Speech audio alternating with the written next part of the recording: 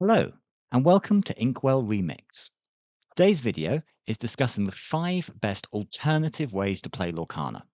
So, if you're done with Constructed, if you've gone to Infinity and beyond, and you'd just like something different to do with your Lorcana cards, then this is the video for you. The first format I've got to talk about today is Pack Rush. Now, Pack Rush is a form of limited, which means that the deck you're playing with is from a limited card pool. In the case of Pack Rush, it's from exactly 2 booster packs. So you get 2 booster packs, you shuffle them together. Up to you whether you check for an enchanted or not. I usually do, but check with your opponent just in case.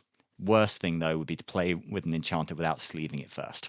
Anyway, you shuffle your 2 booster packs and you start the game with 2 ink. You use the token cards at the back of the booster pack when you've shuffled the rest of your deck. Otherwise, play proceeds exactly like a normal game of Lorcana with a couple of slight changes. You draw 5 cards at the start of the game rather than 7, and when you mulligan, you're only mulliganing to 5 cards, and you're only playing up to 15 lore.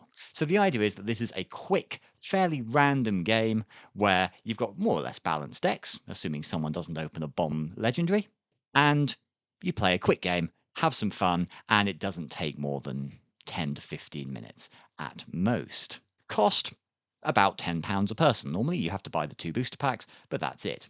This is a very popular format I found, particularly at competitive events, because it's a nice side event. You find someone to play with, you each buy 2 booster packs, shuffle up, and you can get a game done, as I said, 10 to 15 minutes. Nice and quick, nice and easy, and there's usually a few prize ticks going on, at least at the events I've seen it played at. This is an official format. There are official Ravensburger rules for it, and I believe it was created at one of the DLCs last year. So it's been around for a little while now. It's a pretty well-known format, but if you just want a really quick game of Lorcana, don't forgot your deck, something like that, this is a really good, easy format to have a quick game in. Now, our next format takes a bit longer. It's Draft. Now, I'm talking specifically Draft, not Sealed. Sealed is a limited format where you're provided with 6 booster packs and you build a constructed deck of 40 cards from those 6 booster packs. I'm not going to talk about Sealed anymore in this video because I don't think it's really an alternative format. If it got played in the World Championships, then I don't see how it can be considered alternative. But Draft is much less common, as far as I've seen at least. And it's a little bit more complicated, but still a really good time. To do Draft, you need at least 6 players, but the rules recommend that you play in groups of 8, and you all sit around the same table. Each player gets 4 booster packs. And you open your first booster pack, look through it, you take 1 card from that booster pack to keep, and then you pass the rest of the pack to the player on your left. Of course, everyone else is doing this, so your cards move round in a circle. And then you take another card from the pack that's been passed to you, and then you pass it on. And that way, by the time you're done with the pack, you will have got 12 cards from a variety of packs. You'll see your own pack twice, and the first 3 other packs, you'll get 2 cards from each of them, but the other 4 packs, you'll only get 1 card from. So draft is quite a skillful game in the drafting process itself, because you've got to keep track of what cards you've drafted. If you've got a plan you're trying to build towards, say it's Azurite Sea and you really want to build a pirate themed deck, then you've got to keep track of how many pirates you've got. So it can be a challenging kind of game to play, but I think it's a good one because it's really quite skillful. Once you've finished the first pack, you all open a second pack, and then you proceed as you were, but you pass the packs to the right instead. So you take a pack, and instead of passing it, sorry, you take a card from the pack, and instead of passing it left, you pass it to the right. The person on your left will pass you their pack, and so on until you've finished pack 2. Then, with pack 3, you repeat this going back the other way. So you pass left, then right, then left, then right again. And by the time you're done, as I said, you'll have 48 cards to make your deck from. Now, a limited deck like this one is 40 cards with no ink restrictions and no card number restrictions. So if you were playing into the Inklands and you managed to open 5 copies of Jafar, I can't remember which one that is, but if you opened 5 copies of that Jafar, then you are allowed to play all 5 copies. And additionally, you could play all 6 inks. Most people end up playing pretty much every ink color because you're pretty much just trying to pick the best cards that you have available. With only 8 cards that you don't play, there's a relatively low level for what you'll accept in your deck. Because as long as it's the 9th worst card, then you're still playing it. You've got to get to that 40 card minimum. As I said, I'm a big fan of draft. I think it's a really good limited format because there's a lot of skill involved in the drafting process itself. You're sort of building your deck as you go along. You're constantly having to make these micro decisions. If I've got 5 cards, which one of them is the best? Which one will fit my theme? And you've got to think as well about things like the ink curve. And I think that's why a lot of people don't like it, because there's a lot to think about as you're going. You can't just lay out all the cards in front of you like you can with sealed and then pick the best ones. It's an ongoing process every time. Thankfully, there are some websites out there that allow you to practice this sort of thing. So if you do want to do drafting, there's plenty of ways to practice. And as I said, I think this is a really fun format and a good way to play differently. Only downsides, it does require at least 6 people, ideally 8, so you need to get a fairly good sized group of people together to do it, and it does cost you 4 booster packs each. Often at my local gaming store, they set the price at around £15 to £18, so we're getting the booster packs a bit cheaper, closer to the retail, closer to the what's the word? Closer to the price that the shop pays for them rather than the price we'd normally pay for them, which is a nice deal from them. But yes, this could easily cost you £20 for the cards, plus a bit more as an entrance fee, depending on where you're playing and who you're playing with. But it's a great way of splitting a booster box or two if you've got enough people. So there we go, £15 to £20 a person, possibly a bit more under the right circumstances or the wrong circumstances. Moving on. Number 3, we have the Illumineers quests. Now, these are constructed formats because you build a deck to take them on. So you can build construct core decks, you can build infinity decks. There's no rules. But the idea of the Illumineers quests, there are 2 of them, as you can see, is that you play with your friends and against a sort of an AI opponent.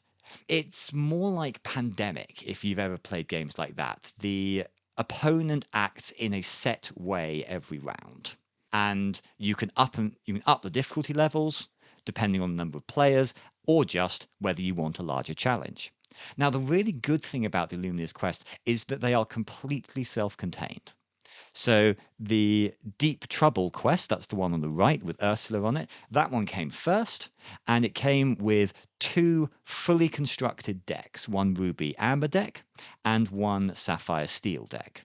And these are perfectly playable decks. They're not going to set the world on fire in a tournament, but they are pretty good, and as you can see, they contained some solid cards, like Mulan Elite Archer, Yen Sid, and Piglet Pooh Pirate Captain. So for your money, you get 2 playable decks with some strong cards in them, and then you also get the opponent boss deck. In the first one, at the end of set 4, that was Ursula, and in the second one, Palace Heist, at the end of set 8, that was Jafar. Now, as I said, you can vary the difficulty levels. They're designed for 1 to 2 players, but you can play with up to 4. And if you do, the game gets quite a bit harder. Normally, it means that the opponent draws more cards every turn because they play with slightly different rules to normal. They don't necessarily follow the usual inking rules and so forth. They either, if they have the ink, they just play the card without spending ink.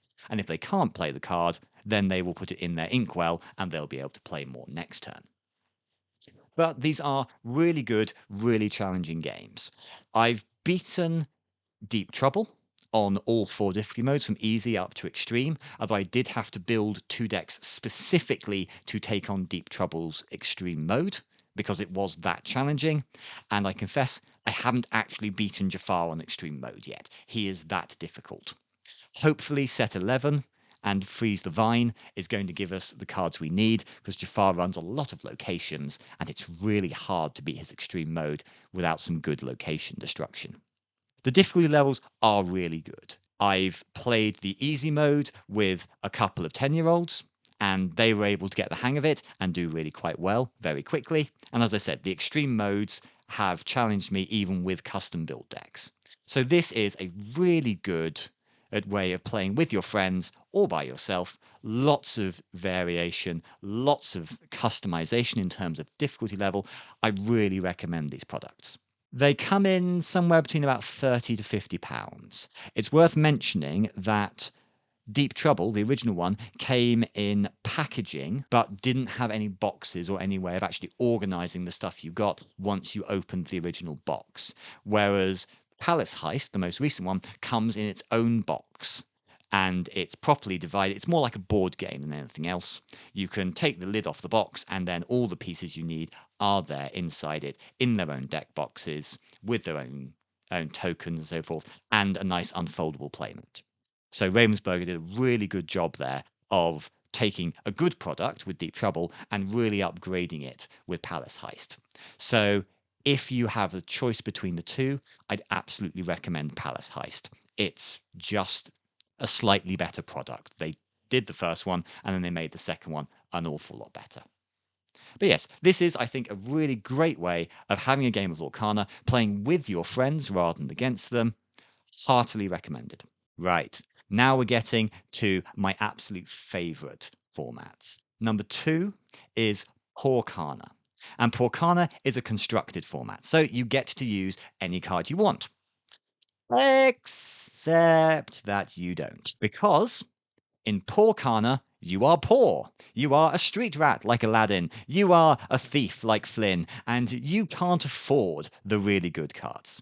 So the biggest rule about Porcana is that you can only play common and uncommon cards. No rares, no super rares, no legendaries. And it's a really different game because of it. Pretty much every good card you think of is a rare upwards. So in Porcana, things like Mother Gothel, the damage moving one, is suddenly an absolute bomb. What is it? The 5/5 evasive Stitch that's coming in Winter Spell for 4 uninkable, he is going to be absolutely crushing in Porcana because that's a really big body and it's hard to remove them. I play a lot of Amber, and my first thought is, oh, I'm going to remove it with Horseman Strikes. But in Porcana, I can't. That's a rare. So I'm going to have to come up with something else. And oh dear Lord, I'm not sure what I'm going to be doing for that. Anyway, that's Porcana. It's normal Lorcana. So normal deck construction, still 60 cards, still only 4 copies of any one card, but you are only playing with commons and uncommons. So as I said, it's a really interesting way to play Lorcana. You really have to approach deck building really differently, and it makes the game play differently as well. Because suddenly, cards that were just outclassed by other ones, take for example Julieta Madrigal, a perfectly good card, healing 2, draw a card, it's a nice card, but it paled into insignificance if you can play Rapunzel gifted with healing. In Porcana, you can't. Rapunzel is out. So cards like Julieta suddenly become an awful lot better, and it really brings to light a lot of cards that are decent normally, but just don't make your normal core constructed cut. I mean, there's oodles of 3/4s for 3 in Amethyst, for example. I'm a big fan of the Fairy Godmother from back in set 2, but why would you play her when you can play the Cheshire Cat? Realistically, you wouldn't. Cheshire Cat is just so much better with the boost and the moving damage. But again, you can't play that in Porcana, it's a super rare. So, cards like the Fairy Godmother, cards with good stats and some abilities down at Uncommon, suddenly a lot more viable. And I think it's a really good way of just putting a fresh spin on your constructed format. Now, Porcana can be done in Core or in Infinity. There's enough cards out there for both. And I've certainly had fun sitting down and brewing a few decks. Chatting with the people at my local gaming store, I mentioned Porcana, and one guy sort of scoffed and said, oh no, that'll be much too easy. And then you check. So hang on, what cards can't you use? I explained that it wasn't just legendaries and super rares you couldn't use. You couldn't even use the regular triangular rares. And then he winced and said, "Oh, that does change things a bit." So I heartily recommend that you give Lorcana a go at some point. As I said, could be core constructed, could be infinity. Just a really nice way of shaking up your regular gaming night a little bit and trying some new stuff. And the upside is it's extremely cheap. Most of the decks I've built for Lorcana come in at around 2 cents a card. So you're building an entire deck for oh, somewhere between 1 and 2, probably not £2 to £3, because all the expensive cards, well, they're rares or super rares, and you can't have them. So when you're fielding just commons and uncommons, it's a really cheap deck. Might well be a really good way to introduce people to Lorcana as well. If you've got kids who want to learn to play, if you've got a spouse who's willing to dip their toes in for an evening, this would be a really good way to give them a nice, cheap deck, easy to build, use up some of those spare commons and uncommons you've got sitting around, and just have a good time. Okay, and finally, number one, the, in my opinion at least, best alternative format for playing Lorcana is, drumroll please, movie decks. Now, movie decks are another form of constructed. And the biggest rule about movie decks, exactly as you'd think, is that you are playing with cards from a single movie or a single movie franchise. So, for example, you can see this deck on the right. I've built it based on that classic Disney movie, Robin Hood. My personal favorite movie as a kid, so I had to build this one. Now, the other big thing about movie decks is that they break the ink rules. So you can have multiple ink colors. I've played in plenty of movie deck tournaments. I've looked around all over the internet, and there are really no one agrees on exactly what the rules are for movie decks. The rule everyone does agree on is that you need multiple ink colors. Some places say 3, and that's a lot more doable now the card pool is really big. Back when we first started doing this, around set 3 or 4, it was no ink restrictions because there were so few cards in any one movie that you had to be able to play them all. Nowadays, when you've got sets like Aladdin that have cards in practically every set and in practically every color, we can be a bit more flexible. So, depending on what rules you play, anywhere between 3 and 6 ink colors are allowed. Generally, I would say either 3 or 4, because that's enough to give you creativity, to give you room to build interesting things, but it still imposes some sort of limit, some sort of challenge to your deck building. I tend to think if you go beyond 4, then it loses any real skill, because you're at the point by then where you can just say, okay, I'm going to pick all the best cards in 5 ink colors, and that'll be enough to make a deck. I personally prefer playing with 3 ink colors, but 3 to 4 will work just fine. The other big thing that people debate on with movie decks is, can you play Lorcana specific cards that are not from a particular movie? So the obvious examples, Sail the Azurite Sea. Incredibly strong card, but it's not from any Disney movie. What about Fortisphere? What about the Chromicons? What about the Great Illuminary? All of these cards are Lorcana specific. Now, again, it's up to you. If you're the one setting the rules, you can choose to allow them or not to allow them. If you're going to an event that's all about movie decks, check what their rules are, because some places will allow them and some places won't. Now, I imagine you're saying to me, but hang on, how do I know which cards are Lorcana specific? There must be a fair few of them. Well, I have a convenient way of checking. So let me show you how I would go about finding this out. To figure out which cards are Lorcana specific, I do this on Dreamborn because this is the one I know, but there's probably other websites you can do it on. You could just do a Google search, but what I found is that if you go onto Dreamborn Inc., then first of all, this filter at the bottom, franchise. Now, this is great for building movie decks because it gives you all the different movies that have Lorcana cards. So you've got 101 Dalmatians, Aladdin, Alice in Wonderland, all the way down to the bottom with Wreck-It Ralph and Zootopia. So click on one of those and you can find all the cards for your favorite movie.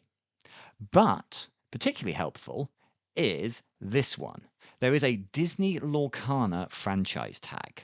So if you select that one, just that one, and set it, it will give you all the Lorcana cards that are not tied to a particular movie franchise. These are all the original cards that only exist in Lorcana. And these are the cards I'm talking about when I say Lorcana specific. So we've got things like the Covered Page, the Queen's Censer Core, the Frozen Vine coming up in set 11, the Great Illuminary, and a bunch of others. There's some pretty duff cards in here, like the Half Hexwell Crown, through the Chromacons, which are somewhat decent. Then you've got cards like Hidden Cove, really quite solid, going to benefit almost any deck. Emerald Chromacon, of course, always good. And we can keep going. Past the ridiculously powerful Sail the Azurite Sea, of course. And all the way through to the King's Censer Core and our old favourite, Fortisphere. So, if you want to find the Disney-specific cards that you can play during movie decks, this is the way to do it. Filter for Disney Lorcana specifically. Now, let's say that we want to build a movie deck and we are big fans of, well, let's do Robin Hood. That's the one I was sticking with. So I would scroll down here, tag Robin Hood, and then it will conveniently show me all the 55 cards available for the Robin Hood franchise. Now, I'll go into a lot more detail about how I built my Robin Hood deck in another video. But for now, I hope you've enjoyed this video. Oh, one last thing before I go. It wouldn't be a good video from me if I didn't mention that there is an alternative to the alternative format. Now, anyone who has ever played Lorcana with me knows that I really love the Disney princesses. I've been playing Disney princess themed decks since all the way back in set 1, even though they only became good once Fabled came out. But there is an alternative version of Porcana, the Princess and the Pauper. It's normal Lorcana, except that you get to play exactly one Prince or Princess card with the rest of your deck. So it's a little bit like Commander, if you've ever played Magic. So you can have your regular Porcana deck and just that one Prince or Princess just to make everything a bit more fun. When I do future videos on Porcana decks, I'm going to try and make sure I always mention at the end of the video which Prince or Princess I would play with that deck. Mostly for theme, of course, because that's the way it's most fun, but just occasionally there's a really good one that will up your deck just a little bit more. Thank you very much for watching. I hope you've enjoyed this video on alternative Lorcana formats. If you have, please do like, review, and subscribe, and I'll see you all next time.